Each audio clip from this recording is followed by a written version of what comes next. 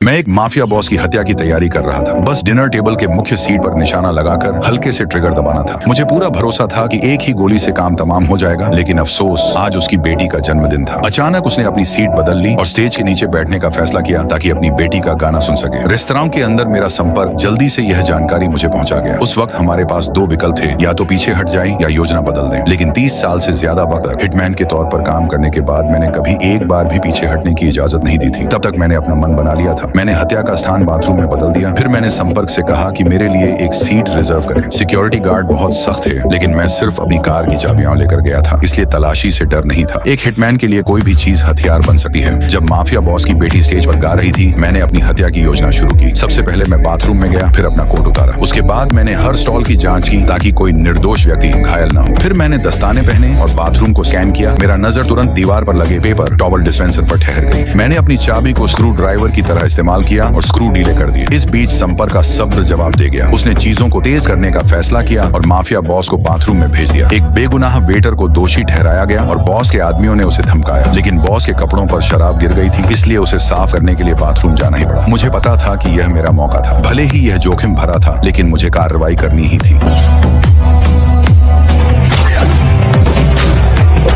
ठीक उसी पल हॉल में गाना अपने चरम पर पहुंच गया, जिसने बाथरूम के अंदर की लड़ाई की आवाजों को पूरी तरह ढक दिया। उसके दो बॉडीगार्ड मजबूत लड़ाके थे, लेकिन जैसे ही बॉस मर गया, उनकी लड़ने की इच्छा शक्ति खत्म हो गई और मैंने उन्हें जल्दी से नीचे गिरा दिया। खून धोने के बाद मैंने पेपर टॉवल डिस्पेंसर खोला और मेटल स्पाइक को वापस उसी जगह रख दिया। मिशन सफलतापूर्वक पूरा हो गया, लेकिन मैं बिल्कुल खुश नहीं था। संपर्क को सिर्फ खुफिया जानकारी देनी थी, उसे हस्तक्षेप करने की कोई जरूरत नहीं थी, क्योंकि मेरी भी एक बेटी है। मैं किसी लड़की का जन्मदिन बर्बाद नहीं करना चाहता था। लेकिन ठीक जब मैं जा रहा था, एक रहस्यमयी ताकत ने पहले ही मुझे अपनी नजरों में ले लिया था। उस दिन से मुझे एहसास हो गया कि मेरे पीछे कोई लगातार नजर रख रहा है। बाहर से मैं सिर्फ एक प्रिंटर सेल्समैन था, लेकिन घर में मेरी एक गर्भवती बेटी थी और एक बेरोजगार दामाद बनने वाला था। एक दिन घर जाते वक्त मैं रेड लाइट पर खड़ा था, तभी मैंने सामने वाली कार का रियर व्यू मिरर एडजस्ट करते हुए देखा। एक हिटमैन की सहज प्रवृत्ति से मुझे तुरंत पता चल गया कि कुछ गड़बड़ है।